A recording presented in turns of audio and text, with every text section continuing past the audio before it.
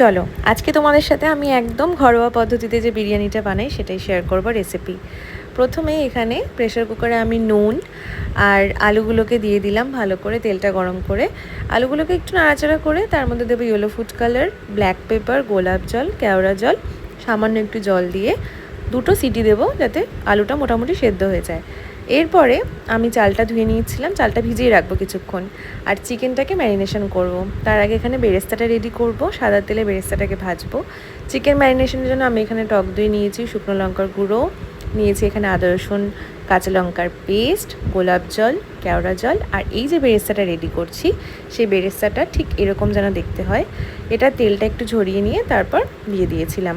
আর বেরেস্তা যে তেলটাতে ভেজেছি সেই তেলটাও কিন্তু লাস্টে অ্যাড করে নিয়েছি। আর এখানে আমি ভাতটা রেডি করার জন্য গোটা গরম মশলা ওই ফুটন্ত জলে দিয়ে দিয়েছিলাম, জলটার মধ্যে দিয়েছিলাম লবণ, আর তারপরে চালটা দিয়ে দিয়েছিলাম।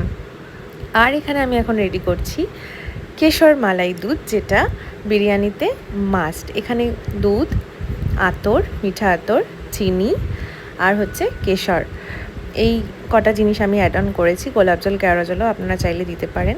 আলুটা সেদ্ধ হয়ে গেছে, চিকেনটাকেও আলুটার মতো করেই সেদ্ধ করেছি। চিকেনটা অলরেডি রেডি হয়ে গেছে, 2-3টে সিটি দিলেই চিকেন মোটামুটি সফট হয়ে যায়, যেহেতু অনেকক্ষণ ম্যারিনেশনে ছিল। এখানে বড় হাঁড়ি নিয়েছি, তার মধ্যে সমস্ত কিছু দিয়ে তার উপর বিরিয়ানির মশলা, সামান্য একটু চিনি, আর এখানে আগে থেকে চালটা যেটা রেডি করেছিলাম সেটা এখানে আমি অ্যাড করলাম, আলু বুখারা, আর দিলাম সেই দুধটা, আর এখানে অ্যাড করা হচ্ছে ঘি। তো মোটামুটি এই কয়েকটা আইটেম থাকলেই হয়ে যাবে। আর এই যে আমাদের বিরিয়ানি অলরেডি এখানে তৈরি হয়ে গেছে। বিরিয়ানিটা প্রপার হয়েছে কি না তুমি বুঝবে কিভাবে?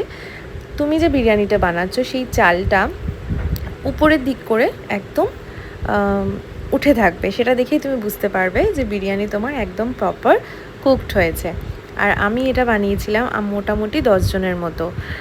তোমরাও এই রেসিপিটা বানিয়ে দেখো কীরকম হয়, আমাকে কমেন্ট করে জানিও কীরকম লাগলো। বাই।